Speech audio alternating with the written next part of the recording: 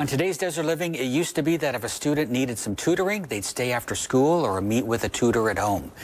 But now there's a company with a mission to provide personalized learning that is available 24/7 through their website or mobile app. And here to tell us more is Owain Yeoman, the Chief Commercial Officer from edYOU. Welcome, Owain. Good morning, Brian. Thanks for having me. All right. So tell us, how does your AI technology adapt to a student's individual style of learning?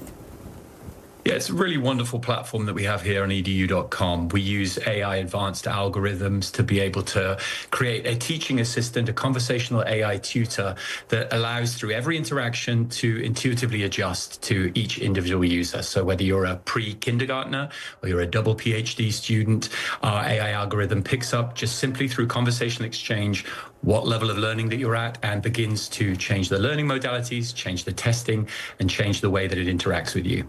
Now, how does edYOU support educators alongside of students?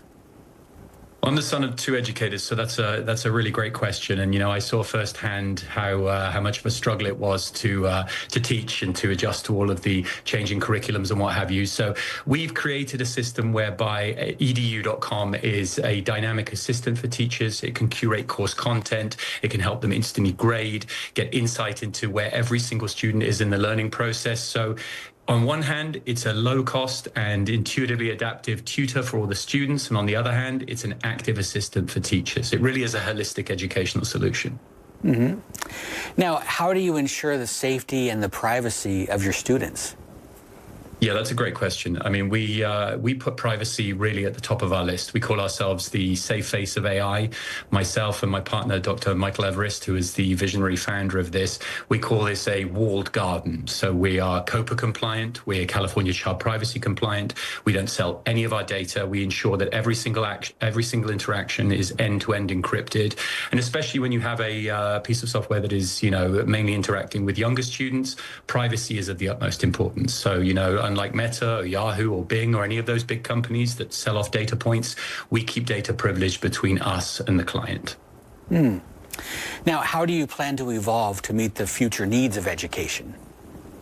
Yeah, I think that's a great question. We're always iterating the platform. We've been adding new features constantly. We have an infinite test prep feature, which allows people to be able to prepare for testing by creating infinite test questions. We have a new Scratchpad feature, which allows people to dynamically engage with geometry and math problems.